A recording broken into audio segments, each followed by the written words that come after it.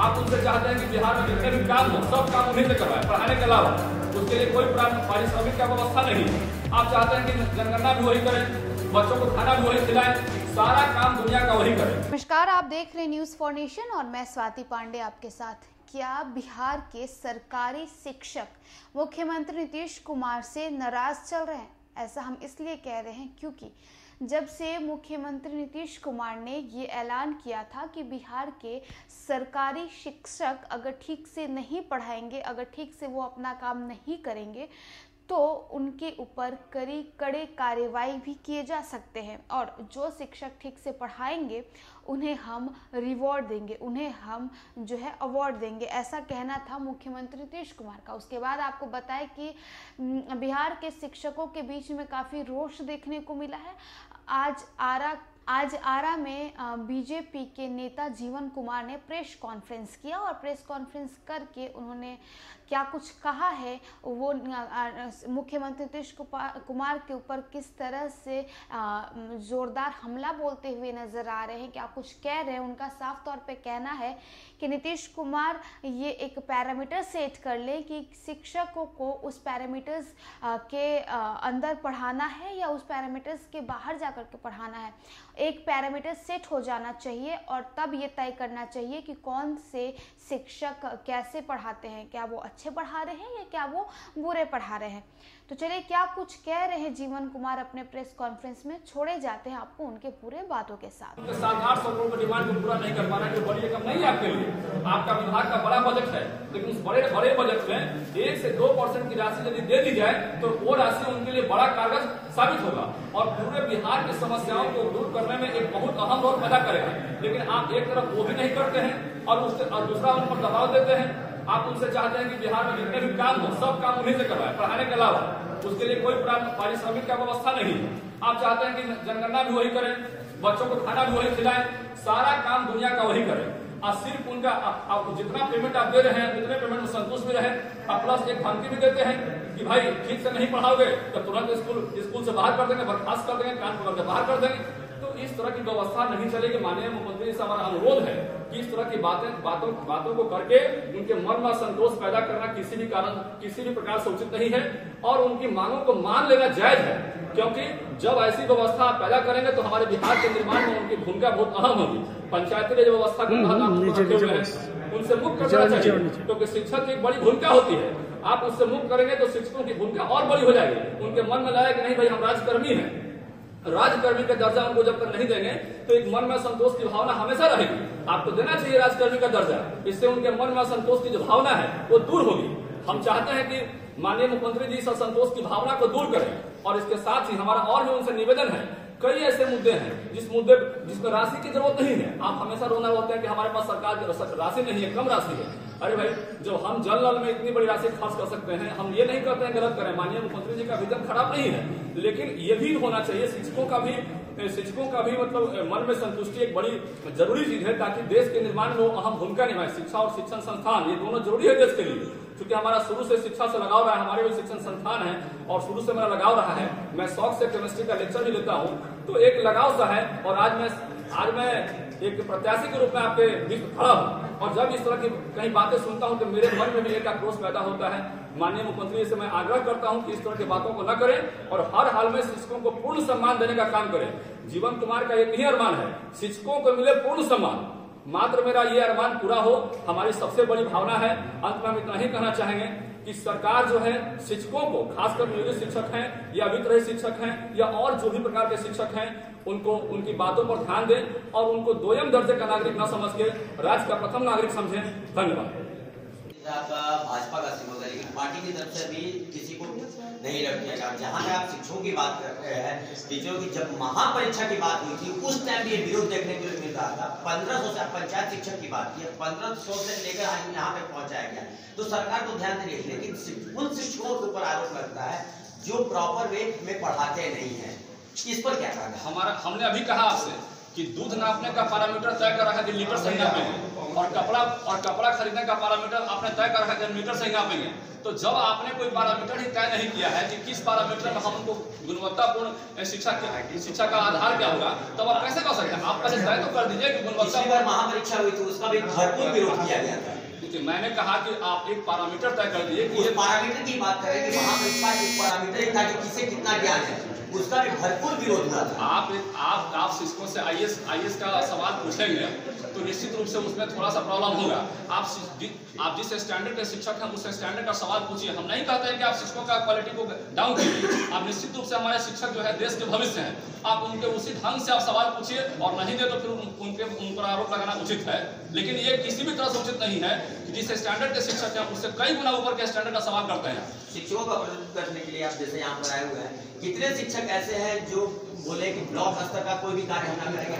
कितने आवेदन ऐसे हैं? एक भी शिक्षक तो इस तरह से नहीं आते हैं कि जो बोलते हैं कि नहीं हमें नहीं, उन्हें तो रुचि होती है इस तरह के कार्यों में होगा, क्योंकि पूरे विद्यालय में समय कम देना पड़े, बाहर ऑफिस में काम उनको ज्यादा। नहीं, आप गलत बात कर रहे हैं, ऐसी बात नहीं है। आप इस बात में स्ट्रेंथ इसलिए नहीं है कि शिक्षक चाहते हैं कि हम गुणवत्तापूर्वक हम बच्चों को पढ़ाएं, और आप उनको बोलते हैं कि आप इसके अलावा और भी काम कीजिए, तो निश्चित रूप से आपकी बात को मानते हैं, चूंकि आप सरकार हैं और सरकार की बात मानना उनकी मजबूरी है। नहीं तो आप तुरंत अभी देखिए हाल ही में आपने बोला एक बयान देकर कि जो ठीक से नहीं पढ़ाएंगे उनको बाहर निकाल देंगे, क्योंकि आपको लगता है कि ये 2म दर्जे के नागरिक हमारे बिहार में।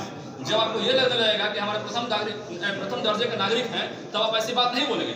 तो आप उनको डरा कर रखे हुए हैं कि उनके मन में एक भय पैदा किए हुए हैं, और भय के कारण वो आप जो भी कहते हैं वो मानने के लिए मजबूर होते हैं। उनको भी तो घर चलाना है, परिवार चलाना है। मतलब भय की वजह से वो पढ़ा नहीं, भय की वजह से नहीं, भय की वजह से आप उनसे सारा काम करवाने पर मजबूर करते हैं। पढ़ाने की मैं बात नहीं कर रहा हूँ, वो तो अपने स्तर से पूरा पढ़ाई में समय दे रहे हैं और सारे अच्छे काम कर रहे हैं। आज का प्रेस कॉन्फ्रेंस इसलिए आयोजित किया जा रहा है क्योंकि गया शिक्षक निर्वाचन क्षेत्र से मैं प्रत्याशी के रूप में खड़ा होने वाला हूँ। मेरा नाम जीवन कुमार है और मेरा घर जो है यहीं कोइलवर पुल के पास आरा में कोइलवर जो पुल है, कोइलवर पुल के बगल में प्रयोग घर है मेरा, और हमारा घर और आरा जिला में भी चौधियाना में गोपाली चौक के बगल में था। यहाँ पर आज भ्रमण कर रही, और भ्रमण के दौरान हम पाएंगे कि यहाँ पर बहुत लोग जिनके मन में सवाल रहे कि भाई माननीय मुख्यमंत्री जी ने अभी हाल ही में एक बयान ये दिया है कि शिक्षकों को कान पकड़ के बाहर निकाल देंगे, शिक्षकों को बाहर कर दिया जाएगा जो ठीक से नहीं पढ़ाएंगे। तो उसी पर एक प्रेस कॉन्फ्रेंस हमने करने का फैसला लिया, क्योंकि बहुत सारे ऐसे शिक्षक हैं जिनके मन में सवाल चल रहा है कि आखिर हमारा क्या होगा। तो उसमें हम कहना चाहते हैं कि जो भी शिक्षक पढ़ा रहे हैं, हाई स्कूल में है या हाई स्कूल से ऊपर है, जो भी शिक्षक पढ़ा रहे हैं वो अपने आप को सिक्योर समझे, अनसिक्योर नहीं समझे। माननीय मुख्यमंत्री जी ने जो बयान दिया है ये निंदनीय है। इसलिए निंदनीय है क्योंकि इस बयान से शिक्षकों में रोष पैदा हो रहा है, और रोष के साथ साथ उनके मन में अनसिक्योरिटी की भावना पैदा हो रही है, जो बिल्कुल ही गलत है। जब वो अपने आप को अनसिक्योर समझेंगे तो क्वालिटी और गुणवत्तापूर्वक शिक्षा की क्या बात कैसे करेंगे। आप एक तरफ कहते हैं कि जो अच्छे से नहीं पढ़ाएंगे, गुणवत्तापूर्वक नहीं पढ़ाएंगे तो उनको हटा देंगे, तो आपका क्या पैरामीटर है?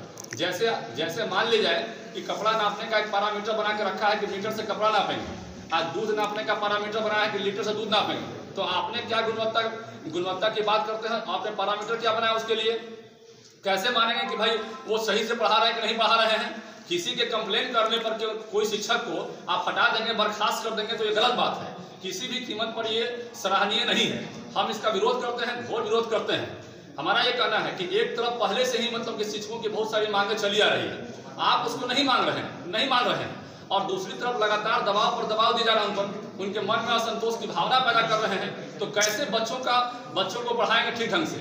एक स्वच्छ और एक बढ़िया वातावरण का निर्माण कैसे होगा? शिक्षक एक व्यक्ति को केवल पढ़ाते नहीं है, बल्कि उसके भविष्य का निर्माण करते हैं, और उस व्यक्ति के भविष्य का निर्माण नहीं करते हैं, बल्कि आप मान के चलिए कि हमारे राज्य में जो विकास हो रहा है उस विकास में उनकी अहम गति, उस विकास में उनकी पूर्ण संलिप्तता होती है, और व्यक्ति का निर्माण के साथ साथ राज्य का भी निर्माण करने में उनकी अहम भूमिका होती है।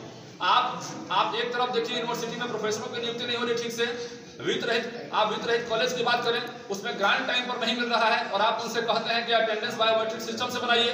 कैसे वित्त रहित शिक्षक वहां संतुष्ट रहेंगे? आप क्वालिटी की बात करते हैं, ठीक है, क्वालिटी की बात होनी चाहिए, हर हाल में होनी चाहिए, क्योंकि गुणवत्ता बहुत जरूरी है। लेकिन गुणवत्ता बहुत जरूरी है तो उसके साथ साथ उनकी व्यवस्था भी जरूरी है। वो ठीक से पेमेंट पाए, आप समान वेतन समान पे की बात होती है। आप एक तरफ से गेस्ट टीचर के रूप में जिनको लाए हैं, उनके मन में असंतोष की भावना पैदा करते हैं। गेस्ट टीचर हैं, आप उनको परमानेंट क्यों नहीं कर देते हैं? आप उनको परमानेंट कर दीजिए, चाहे वो यूनिवर्सिटी के हों, चाहे वो हाई स्कूल के हों, आप उनको परमानेंट कर दीजिए। उनके मन में असंतोष की भावना तो नहीं आएगी। आप छोटी छोटी राशियों के चलते मतलब उस पर उनके माइंड पे अटैक करते हैं। एक छोटी सी प्रोविडेंट फंड की बात करते हैं। आपने एक प्रोविडेंट फंड का फॉर्मूला तय किया। पहले शिक्षक 200 रुपया आप तय करते थे कि 200 हम उनको देंगे, और शिक्षक उसके बदले में अपने पेमेंट से 200 से ज्यादा या 200 के आसपास कटवाते थे, और उसका भी पीरियड। और उसके बाद एक नई पॉलिसी आपने बनाई प्रोविडेंट फंड के लिए। तो जब वो नई पॉलिसी बनाई तो पुरानी पॉलिसी का पैसा को लॉक क्यों कर दिया गया? 60 साल के बाद वो पैसा देने की बात कर रहे हैं। 1 लाख रुपया करीब सारे शिक्षकों के खाते में जमा है करीब। वो बहुत बड़ा रकम होता है। आप इस बड़े रकम को लॉक कर रहे हैं। अब ITI की बात करते हैं, शिक्षण टेक्निकल संस्थानों की बात करते हैं। टेक्निकल संस्थान में आप एक तरफ से उनसे चाहते हैं कि अच्छी गुणवत्ता में वो बच्चों को पैदा करें, और वो बच्चे देश का निर्माण और भविष्य का निर्माण करें, और राज्य का निर्माण करें, अच्छे राज्य का निर्माण में उनकी अहम भूमिका हो। लेकिन दूसरी तरफ आप उनको व्यवस्था नहीं देते हैं, आप उनको सपोर्ट नहीं करते हैं। तो दोनों बात एक साथ नहीं चल सकता है। आपको हर हाल में दोनों बातों को चलाने के लिए उनको सपोर्ट करना होगा। दोयम दर्जे की बात नहीं किया सकती है। शिक्षकों को आप दोहरी नागरिकता के तौर पर देख रहे हैं। जैसा लग रहा है कि बिहार में प्रथम नागरिक नहीं है, वो दूसरे सेकंड सिटीजनशिप का रोल निभा रहे हैं। जब तक आप उनके मन में ये पैदा नहीं करेंगे कि फर्स्ट सिटीजनशिप का रोल निभा रहे हैं, तब तक उनके मन में सिक्योरिटी की भावना नहीं आएगी। और हर हाल में आपको सिक्योरिटी की भावना उनके अंदर पैदा करना होगा, और तभी जाकर वो अहम भूमिका निभा सकते हैं। और उसके बाद ही आपका अधिकार है कि आप क्वालिटी की बात कर सकते हैं। आप उनके मन में लगातार असंतोष की भावना पैदा कर रहे हैं, और दूसरी तरफ आप कहते हैं कि वो हर हाल में अच्छी गुणवत्ता से बच्चों को पढ़ाएं। ये कैसे हो सकता है? आप उनके पहले मन में असंतुष्टि की भावना, अनसिक्योरिटी की भावना को दूर तो कीजिए। आप उनकी कोई मांग नहीं मानते हैं।